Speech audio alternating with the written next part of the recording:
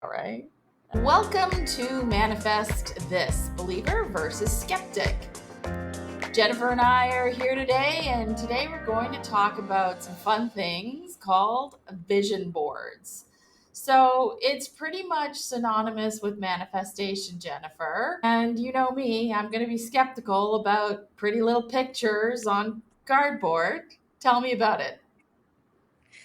Okay, well, before we start, I had to tell you a story because this happened to me yesterday. So, yesterday I was looking for some photos of some plants I knew I had taken in my old neighborhood. And I took the pictures because I wanted to remember them because I wanted to use them in a future garden.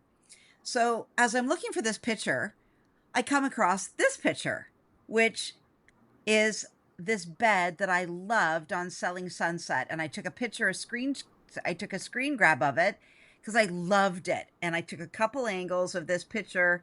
There's another angle of that same bed. And I, just loved it. And note the date was May the 13th, 2022. Okay. And for those of you who can't see, for our listeners, it's a beautifully upholstered low headboard, upholstered sides, modern looking bed, but it's got a Right. softness to it, right? Totally. And, there's tons of throw cushions and all that jazz. Anyway, so I take this picture back in 2022, loved this bed. End of story, right? Yesterday, then fast forward to yesterday, 2025. 3 years later, I'm looking for these photos of the plants, and this picture comes up. And I looked at it and I went, wait a minute, because the bed that I ended up with today and we bought is this bed. It's the same damn bed.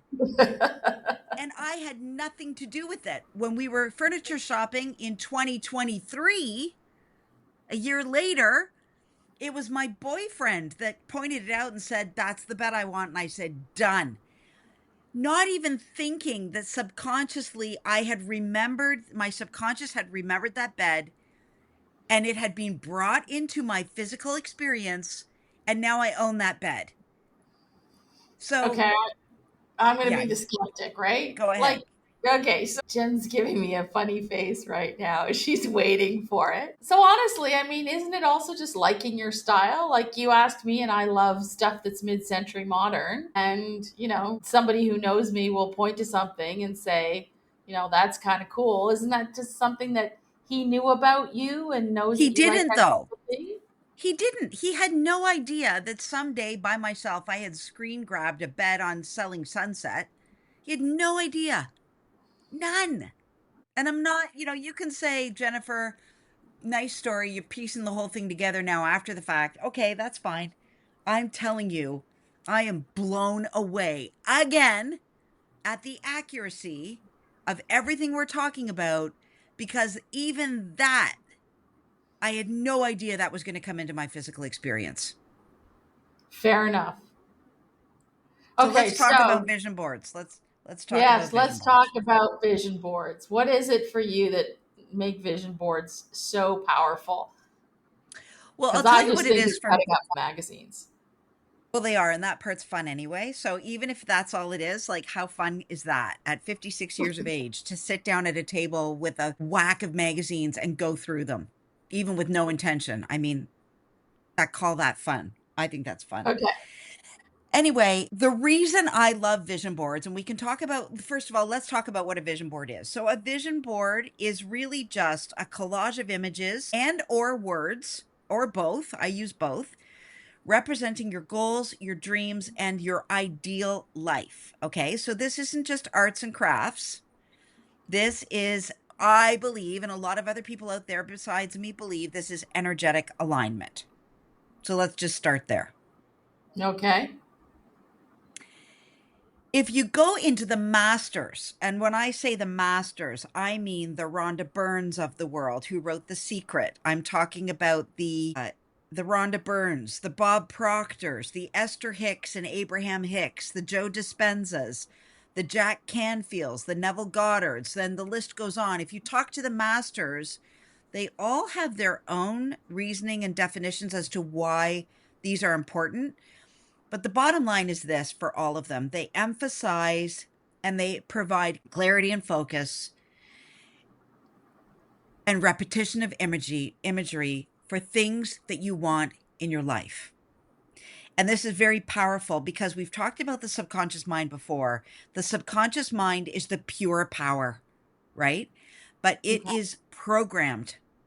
And so if you can start to put the programming into the subconscious mind that you really want to start seeing in your life, that means you have a much better chance of seeing it. So by looking at images, whether it's in a magazine or in Pinterest or taking pictures out in your environment, which I do as well, it's sending little signals to your subconscious mind to say, aha, I like this. Can you please register this? Make a mental note, subconscious mind, I like this.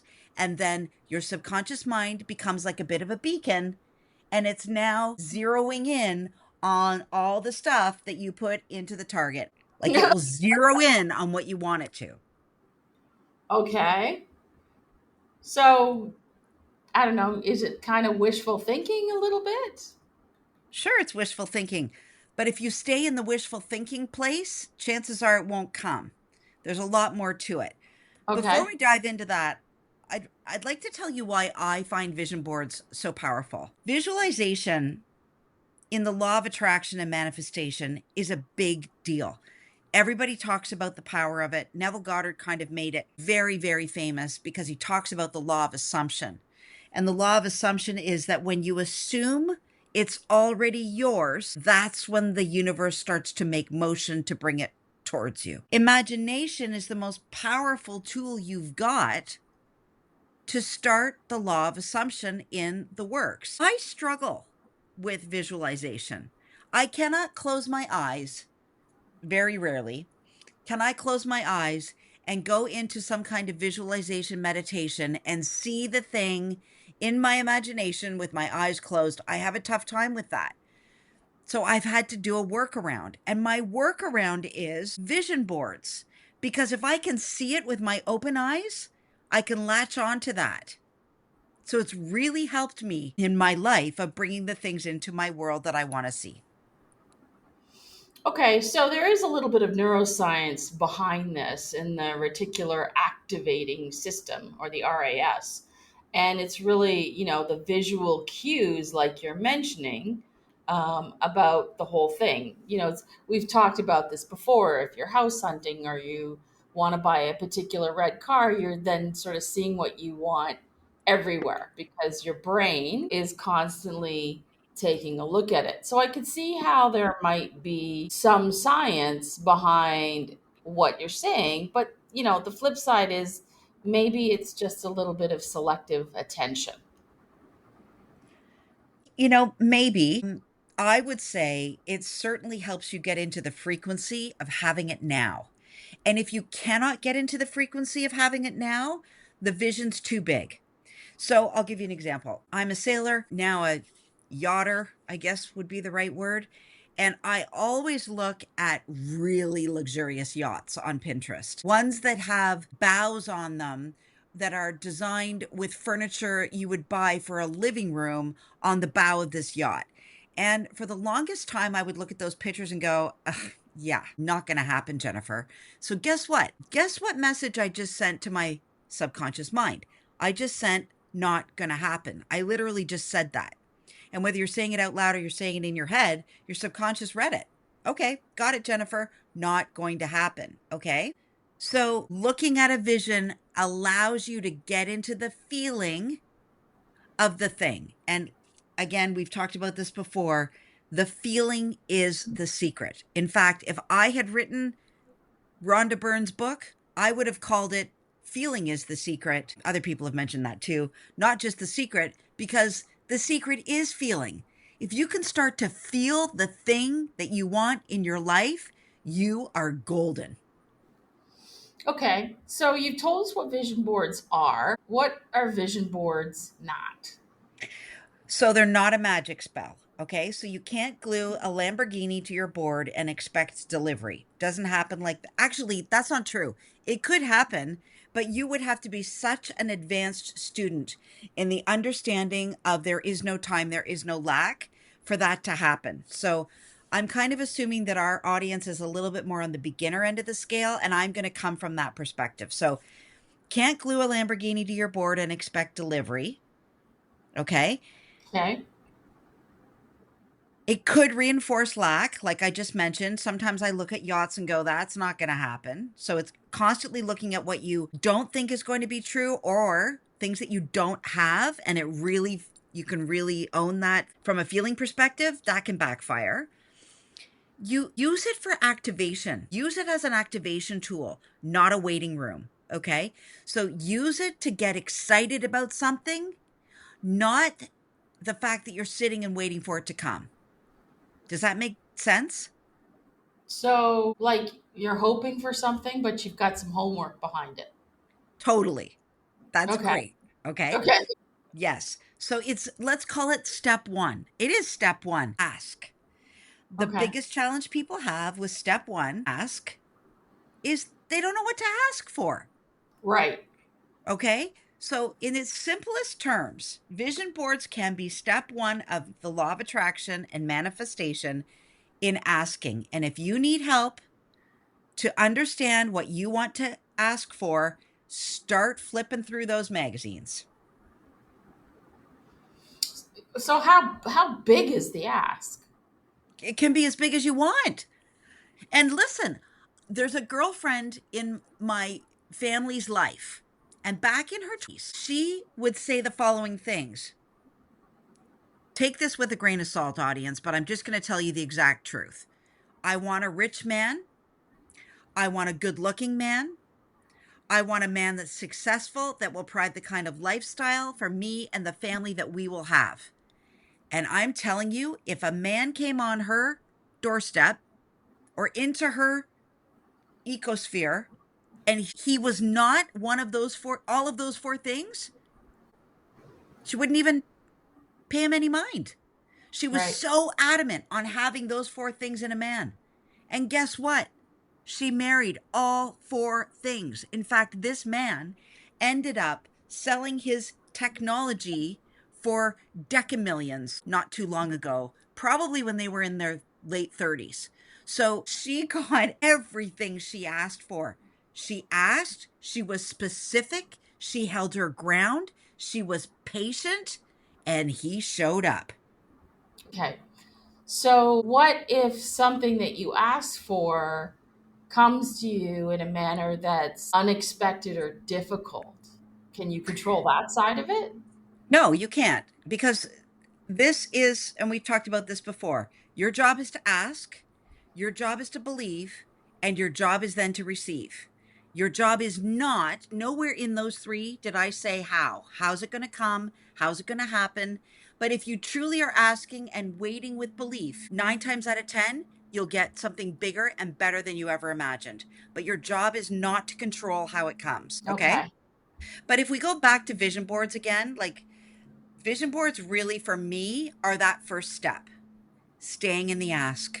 What are you going to ask for? When you go onto Amazon, I think that's the best example of how the universe works. You go into Amazon, you pick that thing you want. For example, yesterday I ordered 24 cans of a multi pack of kombucha. I picked it, I saw it, I picked it, and I know that the Amazon people in the background are working on my order. And I know it will show up. I don't think it will show up. I know it will show up. And I am now at a stage with my life where I know when I put in an order, I know it will show up. Okay, so that's actually a really interesting example, right? Because the piece in that transaction with Amazon is, and then you pull out your credit card and you pay for it. So, what's that piece in manifestation or vision boarding that our brains have to get around? Your currency in manifestation is belief. Okay, this is interesting. Tell me Your more. currency is belief. You make the order, it arrives, the piece in between, that's belief. Belief in something greater than yourself, belief that there is someone that's actually working on that order, belief that that thing that you have asked for is actually on its way. And the bigger you believe, the faster it will come. Your currency is belief. Okay. So tell me about what might be the dark side of vision boards. So, I've been guilty of this too, perfectionism and comparison. Okay. For example, seeing one of your friends that has like the Shangri-La of a compound for a house and you put that on your vision board too. I actually don't want that. That wouldn't be on my vision board. So if I put it on that vision board, it's actually coming from a place of competitiveness or comparison, not necessarily what I think I should want. Okay? So that's one piece. Obsession versus alignment. You know, a vision board can actually become a piece of anxiety or a point of anxiety for you if it's misused. If you are obsessed over something, it infers you don't have it. And the universe hates lack because lack brings more lack. Obsession isn't a great thing. It's more like, I'll have that. Thank you very much. And you move on. So obsession can lead to anxiety. That can be a dark side. False expectations, setting yourself up for disappointment. Back to my example of the yacht. The yacht I put on there, I actually can't feel and get excited about and know that I could really have that. I could be disappointed down the road when it doesn't show up. It's too far from my belief system. Okay. That All help? right. Yeah, it helps. So you're saying that there's got to be alignment, but not attachment to it. That's exactly what I'm saying. I think that's a tough bridge to cross over. It's totally tough. That's why everyone's walking around poor, broke, out of love, out of work, can't get a job. That's the toughest work. But I Okay. promise you, if you stick with this, you make it a priority, it's attainable. Okay, so how do you actually make these vision boards work? Okay. So, vision boards, when I'm running a vision board session, and we're going to run one in our next episode, just spoiler alert, we're going to run everybody through one if they'd like to do one. When I have people in front of me and we're doing vision boards, the first thing I say to them when they actually get their hands into the magazines is just flip. Just flip. Or if you're in Pinterest, just scroll. Just scroll. And if something grabs your attention, if you pause or if you hesitate, grab it. Right. Okay? You might not know why, but there's something in that image that is pulling you towards it. So I want you to grab it. Emotion over aesthetics. You might look at a house and it might be everything you never thought you wanted, but I encourage you to rip it out or pin it because there's something in that image that it's beyond a pretty picture for you at that point. It's making you feel something and we want to go for the feeling. Okay? Okay. All right. That's probably one of the biggest things I would advise when you're doing the actual picture picking is just to go with the way it makes you feel or go with the I'm not sure why, but I'm drawn to this for some reason. Pull those pictures out. I Okay? gotta say though, that means you've really got to be in touch with your emotional self because I'm a car girl. I like vintage cars, vintage sports cars, and I'm always seeing them coming up in all the scrolling that I do, and I'm like, ooh, that little 1964. Okay, I'm opening my window for a reason right now. Can you hear the leaf blower in the background? I only when you open your window. Okay. The reason I'm opening my window to let you hear the leaf blower is because one of the other ways that I find very powerful for manifestation is movies. Am still obsessed with the movie The Holiday. And Right. I made a visual mental picture of so many things in that movie that I loved and aspired for my life. There's a scene in The Holiday where she's kicked her boyfriend out and he's lying on the couch in the living room because she made him sleep on the couch. And he's woken up in the morning by the sound of the leaf blowers and the landscapers that have come around to clean up the house for the day. Whether, listen again, this podcast is not about whether it's good for the environment. So, all of the people that are like, that's bad for the environment, point taken. My point is, I so mentally, in my subconscious mind, took note of that scene. And now that was my leaf blower you just heard. Like, guys, these images, these sounds, these movies, these experience, these magazines, they can really work in your life. So keep enjoying those little sports cars that I see popping up. Yes, get it from wherever you can. I grab inspiration. I grab what I want from everywhere. I'd love to show you the curtains in my bedroom because there's another scene in The Holiday when Kate Winslet has her first night sleeping in Cameron Diaz's bed in California. And when she wakes up in the morning and she pushes a button like this one, I'm showing a remote control for anyone that's listening. I now have curtains and blinds that automatically open in the morning and my curtains shut, just like in the movie. And I didn't have them when I watched the movie. So, I mean, I get so excited for everybody listening because guys, this is so powerful. Okay, so let's get back to how you make them work. So we've got Okay. emotion over aesthetics. Yes, we need to add action. So I need to pair your board with emotion. We just talked about all the emotion around the landscaper and the curtains. I also need you to pair the emotion with micro steps towards your vision. So I might not be able to have a house that has these kinds of curtains today, but what I might do is go and start Googling, where can I buy them? What might the fabric be? I had pictures on my vision board of green velvet drapes that were on there for a long time before I put in my green velvet drapes. Okay, micro steps towards your vision. Update it regularly. I am constantly adding to my vision board all the time. Pins daily. I'm in Pinterest daily. It's my most favorite activity. Um, if you keep them stagnant, your energy stays stagnant. So we want to keep that energy moving and we want to keep the visions always. Sometimes it'll be the same vision, but I'll have 15 pictures. Okay, so So hang I, on a second. You just said yeah, something really interesting because I've got maybe the old school mind that a vision board is sort of pictures on a Bristol board, but you've just mentioned Pinterest. So do you mean your vision board is basically your Pinterest account? totally. 100%. It is my Pinterest board, my gardens I want, my houses I want, the hair I want, the nails I want, the breakfast I want, the food I want, the good, clean food I want to lose the 40 pounds I'm in the process. My Pinterest board, all I have to do is open it up to the homepage, and I always get a shot of the things that I'm interested in.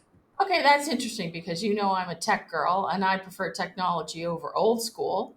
Um, and that seems to me a more or less barrier free way to get into doing this without a lot of complexity of, and I hear you about the magazines, but you know, we've all got smartphones and can get that type of Pinterest account, start searching for stuff that make a difference. So to me, this suddenly sounds like a really easy, barrier free way to do it in a different way.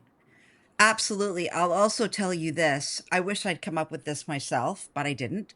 Pinterest used to be just the ability to pin a picture that you like. There's nothing more to it. You see a picture, you like it, and you pin it, and you save it, and you can save it in categories.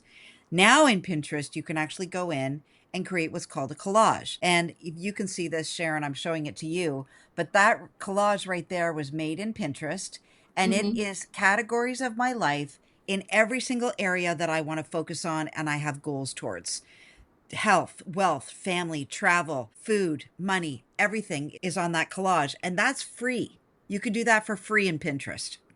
Okay, so I probably jumped the gun into next week's episode in terms of the how. Let's finish the piece around how to make them work. So you said to update it regularly. What else do you have? Um, I think that incorporating, just like I mentioned about Pinterest, incorporating something into your daily routine or ritual is really helpful.